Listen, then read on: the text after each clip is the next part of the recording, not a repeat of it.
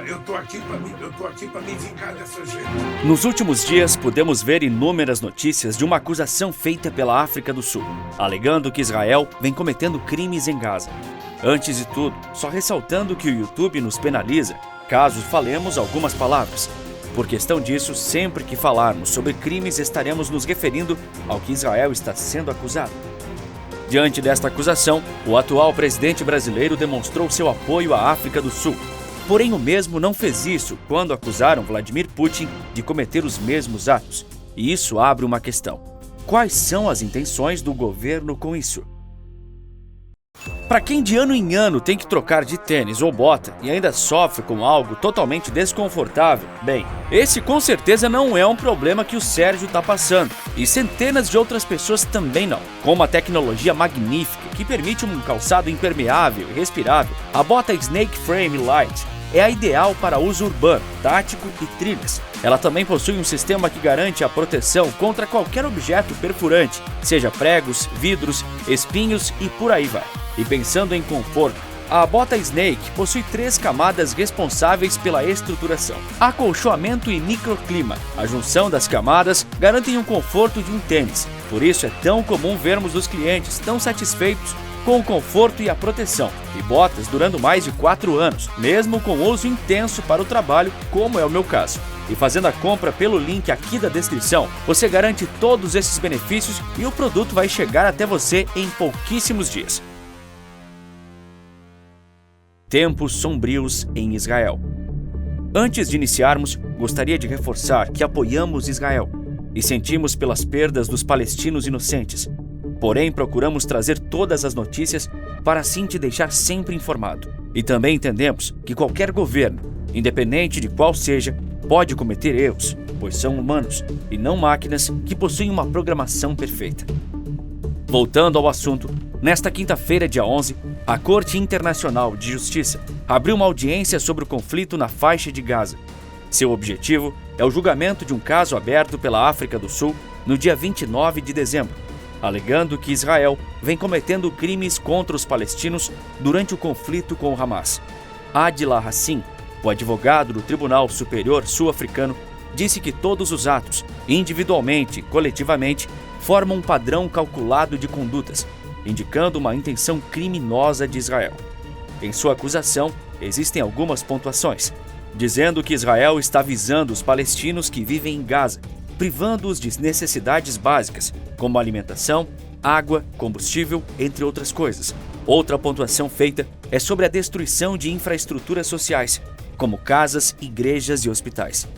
Mas você sabe o que realmente é esse crime que Israel está sendo acusado e que já foi usado de formas errôneas em um passado recente? Bem, segundo a Convenção de Genebra, o crime é um ato com o único objetivo de destruir especificamente um grupo, seja ele racial, nacional, étnico ou religioso.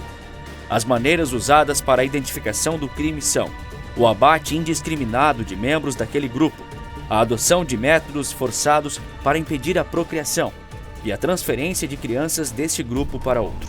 Todos os métodos apontados pela Convenção de Genebra mostram a erradicação cultural do grupo e demonstra que, caso isso seja premeditado, tem o potencial para acabar com grupos inteiros. Um exemplo sobre isso, caso queira pesquisar, é o que a Turquia fez com os armênios entre 1915 e 1923. E o que a Alemanha fez com os judeus e ciganos entre 1941 e 1945. Por questão disso, o crime possui modus operantes bem definidos e reconhecidos no âmbito internacional. Nas acusações entregues para a Corte Internacional de Justiça, apontam que os militares abateram cerca de 23 mil civis na faixa de Gaza. Porém, o número foi entregue pelo Hamas e não pode ser confirmado por nenhum órgão competente. Além disso, vale ressaltar que para os extremistas, todos os abates foram de civis, já que eles não entregam a quantidade de extremistas neutralizados. Porém, se levarmos em consideração a maneira como o grupo luta, utilizando os civis palestinos como um escudo humano e impedindo-os de abandonar locais que serão atacados, realmente as baixas de civis podem ter sido muito altas. Porém, uma outra maneira de analisarmos isso, indo pela suposição de que os números entregues sejam reais, é utilizando outros dados fornecidos pelos militares, que seria o número de agentes do Hamas neutralizados, que somando mostram o abate de aproximadamente 15 mil extremistas. Dessa maneira, os ataques infelizmente teriam abatido cerca de 8 mil palestinos. Diante das acusações, Israel vem entregando evidências e comprovando que as ações tomadas pelo país sempre buscam minimizar danos à população civil. Um exemplo disso são os avisos de ataques entregues dias antes das operações, que são disseminados em forma de panfletos, ligações e até mesmo mensagens para os residentes palestinos. Outro argumento usado em sua defesa são os corredores humanitários, que foram abertos pelos israelenses buscando a evacuação civil de regiões sob ataque. Porém, é importante lembrar que esses corredores foram atacados inúmeras vezes pelo Hamas, em uma estratégia para manter os palestinos como escudo humano. Além disso, Israel apontou sobre as ajudas humanitárias que entram todos os dias na faixa de Gaza, e também ressaltou que elas entram apenas por conta de sua autorização expressa, já que para eles o conflito é com os extremistas e que a população merece toda a ajuda para minimizar ao máximo os danos do conflito. Porém, fontes locais informam que esses transportes são totalmente tomados pelo Hamas assim que entram em Gaza, e que eles pegam toda a comida, água e combustível que seriam destinados para os civis, deixando apenas as migalhas para os palestinos. Alguns analistas e estudiosos brasileiros dizem que as acusações feitas sobre Israel são infundadas e apontam que o crime, na verdade, está sendo cometido pelo Hamas, já que em uma recente conferência da União Internacional de Estudiosos Muçulmanos, em Doha, onde Ismail Haniyeh, líder supremo do Hamas, declarou que o conflito não é em defesa do povo palestino, mas sim pela conquista e destruição de Israel, apontando que a faixa de Gaza é uma linha de frente para ações ofensivas e defensivas. Além disso, ele exaltou o ato do dia 7 de outubro como uma grande vitória. Mas o que isso afeta o Brasil? E qual o motivo de estarmos nos posicionando contra Israel? A extrema ingratidão. Nesta última quarta-feira, o presidente brasileiro emitiu uma nota informando seu apoio à acusação feita pela África do Sul, se posicionando contra Israel. Porém, o mesmo não fez isso quando Putin foi acusado dos mesmos crimes e até mesmo foi julgado e condenado pela Corte Internacional de Justiça. Isso dividiu ainda mais a população brasileira. Lula já havia dado diversas declarações controversas a respeito da resposta militar de Israel, provocando um certo desgaste diplomático. Após receber o primeiro grupo de brasileiros repatriados de Gaza, Lula acusou Israel de praticar atos criminosos. Chegou a comparar os judeus ao Hamas, dizendo que condena o ataque do dia 7 de outubro, mas que os israelenses estariam cometendo crime com a sua retaliação. Ele chegou a compartilhar os números de vítimas informados pelo Hamas como forma de aumentar o apoio aos extremistas. Porém, ele ainda não havia realmente se posicionado em relação a isso, fato que mudou após o encontro entre o presidente e o embaixador da Palestina, onde ele tomou a decisão de se juntar à África do Sul e divulgar a decisão internacionalmente.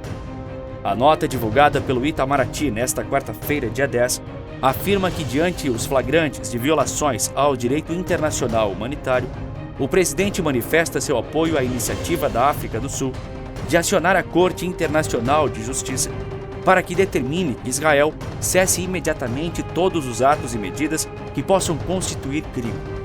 Diante disso, a Confederação Israelita do Brasil, conhecida pela sigla CONIB, condenou o apoio brasileiro e chamou de ação cínica e perversa, que visa impedir o país de se defender dos seus inimigos. A nota emitida também afirma que a decisão diverge da posição de equilíbrio e moderação da política externa brasileira. As declarações feitas pelo Lula estremeceram as relações do governo com a comunidade judaica. Entidades como a CONIB e a ONG Stand With US Brasil criticaram várias vezes o posicionamento do presidente, demonstrando assim a insatisfação de Israel com o Brasil atualmente.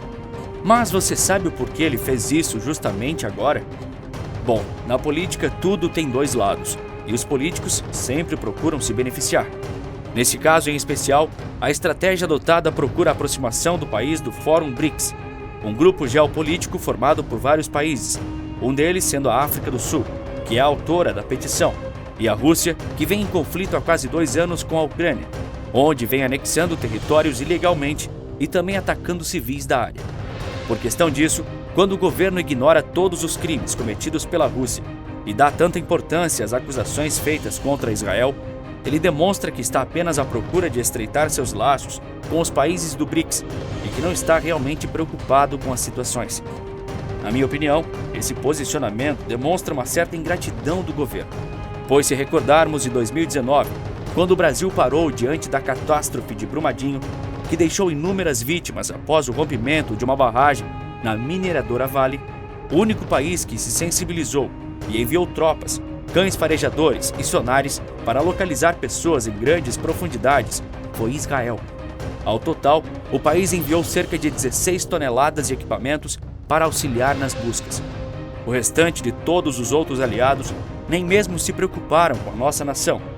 Os israelenses não tinham nenhuma obrigação de nos ajudar, mas mesmo assim, diante desse fato, podemos ter certeza que as falas do atual presidente, comparando Israel ao Hamas, não são coerentes, já que grupos extremistas como eles nunca se sensibilizariam a ponto de ajudar um país sem pedir nada em troca. Agora, bem, você sabia que pessoas preguiçosas monetizam mais rápido no YouTube? Eu me chamo José e explico o porquê disso no vídeo que está aqui na descrição. E pelo público do Maestria ser muito qualificado, eu tenho certeza de que você tem uma opinião formada sobre o conflito que está ocorrendo em Israel. É por isso que eu faço questão de ler cada comentário. Então deixa aqui embaixo o que você acha sobre a acusação feita pela África do Sul e sobre o apoio do atual presidente. E você sabia que a China está se preparando para invadir Taiwan? E que diante disso, os Estados Unidos já avisaram que enviarão suas tropas para a ilha, podendo gerar um conflito entre as duas grandes potências. É o que vou te contar no vídeo que está aparecendo aqui na sua tela. É só clicar que eu te vejo lá do outro lado em alguns segundos. Por esse vídeo é isso. Te vejo na próxima batalha.